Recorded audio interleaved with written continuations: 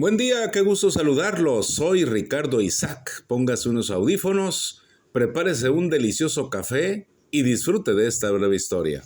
Para los que entran por primera vez a este canal, abordaremos temas sobre historia de México, historia universal, biografías, pensamientos y una que otra recomendación. Un saludo muy grande para todos los apasionados por la historia. Es un canal para disfrutar y aprender cada día más de todo lo que ha sucedido en la historia. En este programa charlaremos sobre el arte y la cultura en los años de madurez, el arte urbano, las catedrales y los palacios. Vamos al primer tema, el arte urbano, en este arte y cultura en los años de madurez. La cultura del primer siglo había sido de carácter rural y su gran obra fueron los enormes conventos. Todo esto al estilo gótico. Conforme las ciudades crecieron y se fueron constituyendo los obispados, se hizo necesario edificar catedrales. La catedral era la expresión de orgullo de una ciudad y constituía a la vez un símbolo religioso y civil, pues en ella estaba representada toda la comunidad. Cada gremio, congregación religiosa, asociación o grupo social tenía su altar o su sitio. Las campanas eran las voces de la ciudad y los campanarios el punto más alto que señalaba la ubicación de la ciudad. Se construyeron así varias catedrales como la de Morelia, la de Aguascalientes, la de Zacatecas, la de San Luis Potosí. Sin embargo, las catedrales de Puebla y México constituyen los monumentos más significativos. Con sus 3 naves y sus altas torres, construidas a lo largo de 3 siglos, son una mezcla armónica de 3 estilos arquitectónicos: el gótico, el barroco y el neoclásico. Vamos al desarrollo de los cultos religiosos, los santuarios y la religiosidad popular. En las áreas rurales y urbanas se construyeron también santuarios, capillas, parroquias y conventos de monjas de estilo barroco. Estas construcciones reflejan la gran religiosidad de la época. Las parroquias, menos grandiosas que catedrales, pero también muy ricas, empezaron a sustituir a los conventos en su labor de evangelizar, al mismo tiempo que el clero secular empezó a sustituir al clero regular. Los santuarios se ubicaron en los sitios donde sucedía un milagro, el cual, casualmente, era el mismo sitio donde se rendía culto a una deidad prehispánica.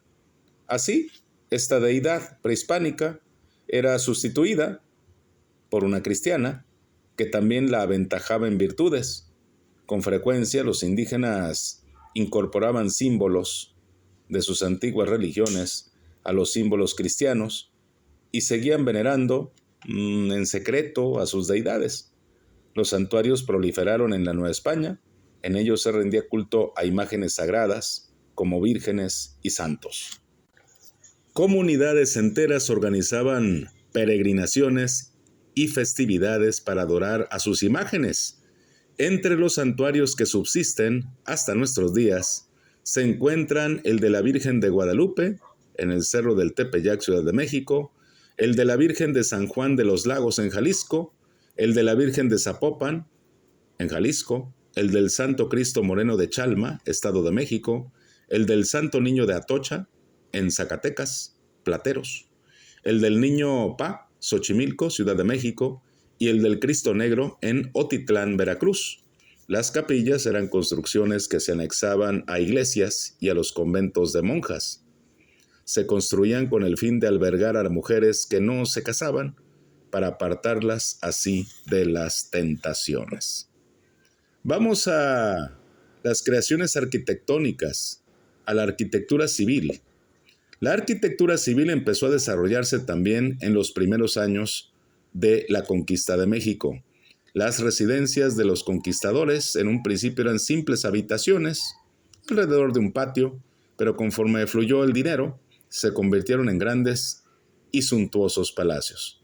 También hubo edificios destinados a la beneficencia y a la enseñanza, y edificaciones para albergar a los poderes del virreinato, como el Ayuntamiento de México, el Palacio de la Audiencia de Nueva Galicia en Guadalajara, la sede del Cabildo de Aguascalientes y la Real Aduana de México. Se construyeron acueductos, también se reconstruyeron para llevar agua a las ciudades y se edifican plazas y también fuentes. Los centros urbanos crecen como un reflejo de la riqueza de la Nueva España. Vamos a la escultura. La escultura se desarrolló conjuntamente con la arquitectura. Se esculpieron en piedra imágenes sagradas, así como figuras de estuco, que pasaron a formar parte de altares y capillas, lo que deriva en la proliferación de obras de arte de carácter religioso. Los oficiales españoles guiaban las manos de los indígenas, quienes interpretaban la figura europea con su sensibilidad. Piedras de todo tipo, madera dura y ligera, pasta de corazón de caña de maíz, marfil y hueso, estuco, cerámica esmaltada y todo tipo de metales fueron los materiales con los que se plasmó la esencia de este sincretismo cultural. Vamos a la pintura. Ese que se escuchó es mi perrito, se llama Chaplin. Pintura. La pintura también estuvo destinada a los altares y capillas y fue por supuesto de carácter religioso. El arte pictórico tenía una función didáctica, pues se orientaba a la instrucción. Las imágenes fueron transmisoras de mensajes moralizantes de la Iglesia, por lo que los artistas novohispanos trabajaron siempre sujetos a las limitaciones que le imponía una estética convencional dictada por autoridades eclesiásticas. Aun cuando la dependencia colonial convirtió a la Nueva España en receptora de corrientes artísticas de Europa, la pintura mexicana alcanzó altos niveles de calidad y se convierte, como el resto de las expresiones artísticas, en uno de los mayores tesoros de nuestra nación. Entre los pintores más destacados de la colonia se encuentran Baltasar de Échave, Luis Juárez, Cristóbal de Villalpando, Miguel Cabrera y José de Ibarra. También existen multitud de obras anónimas excelentes. Vamos a la literatura. El barroco proliferó en los últimos siglos de la colonia como una herramienta de expresión de la cultura criolla en busca de un nuevo proyecto que diera respuesta a las interrogantes o a sus interrogantes.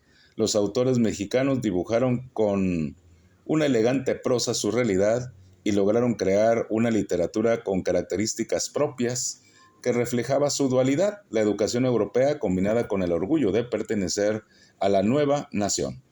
Entre los autores más destacados se encuentran Carlos de Sigüenza y Góngora, quien desde la perspectiva del humanismo realiza estudios de historia, geografía, astronomía e ingeniería, por lo que se le considera un hombre de ciencia.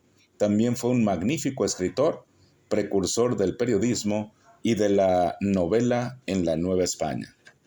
Un lugar especial merece la 10ª musa, Sor Juana Inés de la Cruz, quien, decidida a dedicar su vida al estudio, aún en contra de la sociedad que condenaba la participación de las mujeres, se recluyó en un convento y ahí se dedica al análisis de la filosofía, la astronomía, las humanidades, la música, la pintura. Destacó por su talento y su lucidez. Su obra es una abundante producción de poesía lírica, caracterizada por su profundidad filosófica, su ingenio, su finura e incluso el humorismo. Entre sus composiciones más importantes, Primer sueño, Los empeños de una casa y la conocida Respuesta a Sor Filotea de la Cruz. En el teatro barroco novohispano destacó la figura de Juan Ruiz de Alarcón. Tan mexicano por su nacimiento como por su estilo, en su trabajo refleja ya no la problemática teológica ni religiosa, sino problemas de un hombre de este mundo en sus relaciones con los demás. Entre sus obras más importantes se encuentran La verdad sospechosa, Las paredes oyen, El tejedor de Segovia y Los pechos privilegiados. Vamos a la música. En el siglo XVIII la música religiosa no tiene tanta importancia, cediendo su lugar a la música profana. Se crearon así orquestas y grupos de cámara que interpretaban a los grandes músicos europeos.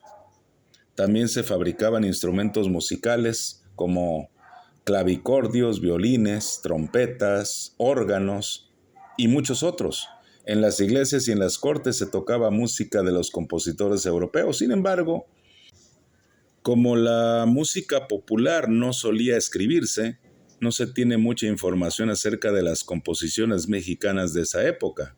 Vamos a las variedades regionales. Aunque en Nueva España hubo una homogeneización de la cultura a la llegada de los españoles, existían diferencias regionales basadas en las diferentes etnias, las características geográficas y climáticas y el aislamiento geográfico. Los rasgos culturales de cada región se pueden observar en las formas de vestir de los habitantes de diferentes regiones, en la forma de acentuar el lenguaje, en los ritmos musicales, platillos, artesanía, costumbres, hábitos y tradiciones. La conjunción de las variedades regionales de Mesoamérica se reflejaron en Nueva España y dieron como resultado la riqueza multicultural. Es así como llegamos al final de esta breve historia, en esta ocasión hablando del arte y la cultura en los años de madurez. Soy Ricardo Isaac, gracias por tu atención a la breve historia. Por favor, dale like, compártelo y suscríbete. Chaplin, ya, tranquilo.